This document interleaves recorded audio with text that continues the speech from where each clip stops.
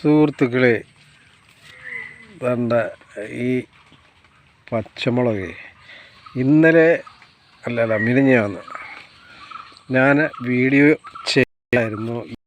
ഈ മണ്ണ് വശമായതുകൊണ്ട് മാത്രമല്ല, ഇവിടെ അതാണ്ടായി തെങ്ങൊക്കെ നിൽക്കുന്നതുകൊണ്ട് അതിൻ്റെ വേര് കാണാൻ സാധ്യതയുണ്ട്.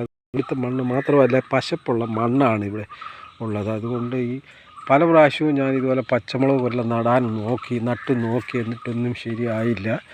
പിന്നെ ഇപ്പോഴും ഞാൻ എല്ലാം കവറിൽ വെച്ചിരിക്കുകയാണ്. ഞാനിന്നത് വീഡിയോ കാണിച്ചായിരുന്നാണ്ട് ഇതെല്ലാം കവറിൽ നിൽക്കുന്ന മുളകാണ്, എല്ലാം കായ്ച്ച് നിൽക്കുകയാണ്.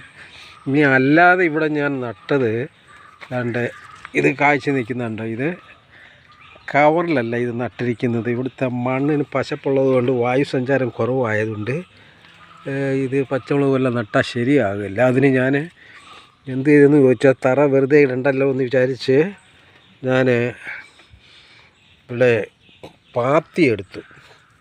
ഇവിടെ ദാണ്ട് ഇങ്ങനെ എല്ലിൻ്റെ ആകൃതിയിൽ ഇങ്ങനെ പാത്തി എടുത്തിട്ട് വേറെ മണ്ണ് ഞാൻ പാത്തി എടുത്തിട്ട് അതിൽ ഞാൻ ഷീറ്റ് വിരിച്ചിട്ട് അതിൽ ഹ്യൂമസ് കൊണ്ടിട്ട്, ഹ്യൂമസ് എന്ന് പറഞ്ഞാൽ എല്ലാവർക്കും അറിയത്തില്ലായിരിക്കും, ഈ മേൽമണ്ണാണ്. അതായത് ജൈവാവശിഷ്ടങ്ങളൊക്കെ ദ്രവിച്ച് അവിഞ്ഞുണ്ടായി കിടക്കുന്ന മേൽമണ്ണാണ്.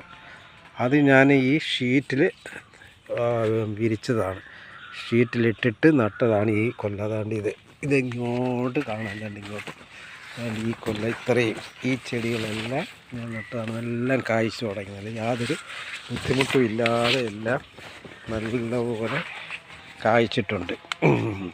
അതിലെ ഒരു ചെടിയാണിത്. നല്ലപോലെ കായുണ്ട്, ഒരു കുഴപ്പമില്ല. എല്ലാത്തിനും ജൈവവളമാണ് ചെയ്തിട്ടുള്ളത്, അടുക്കള വേസ്റ്റ്. ഓക്കെ, എല്ലാവരും ഇത് ചെയ്യുന്നത്